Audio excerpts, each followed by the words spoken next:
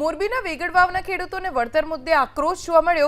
કલેક્ટરની press conference પછી ખેડૂતોએ video જાહેર કર્યો। હળવદના વેગડવાવના ખેડૂતોનો પ્રશાસન ઉપર ગંભીર આરોપ છે।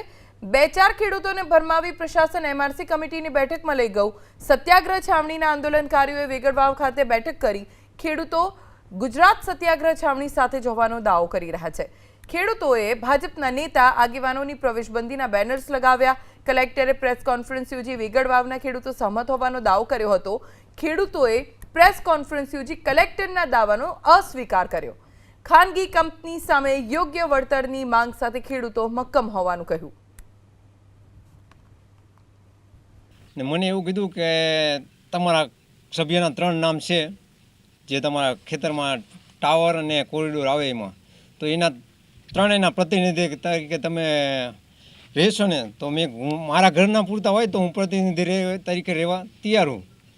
તો એ રીતે કહીને મારી આગળ સાઇન લઈ ગયા અને પછી એ મારી આગળ સાઇન લઈને મારા નીચે પપ્પાનું નામ ને ભાઈનું નામ લખ્યું ને એમની સાઇન લીધી અને એનો ત્રણેયનો મારા ઘર પૂરતો પ્રતિનિધિ મને એવું કીધું। એમઆરસીનો કે એવો કોઈ પ્રતિનિધિનું કંઈ કીધું નહોતું।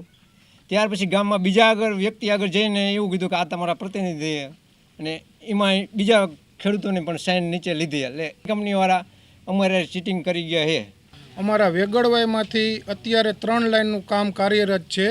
1 લાઇનનું કામ પૂર્ણ થયેલું છે। ટોટલ 3 લાઇનનું અત્યારે જે કામ ચાલુ છે એમાં 2 અદાણી કંપનીની લાઇન છે। એમાં 37 ખેડૂત એકમાં અસરગ્રસ્ત થાય છે, એકમાં 40 ખેડૂત અસરગ્રસ્ત થાય છે, અને જેટકોની જે લાઇન નીકળી એમાં 63 ખેડૂત અસરગ્રસ્ત છે। ત્રણેય લાઇનના ખેડૂતોમાંથી કોઈને અમને એમઆરસીની મંજૂરી આ પરિપત્રમાં છે નહીં। અમને પ્રથમ પરિપત્ર મંજૂર નથી। અમને પોલના 4 ગણા કોરિડોર નીકળે છે એના 2.60 ગણા વળતર મળે બજાર કિંમતના, તો જ અમારે આ લાઇનનું કામ થવા દેવાનું છે, નહીં તો લાઇનનું કામ અમારે થવા દેવાનું થતું નથી।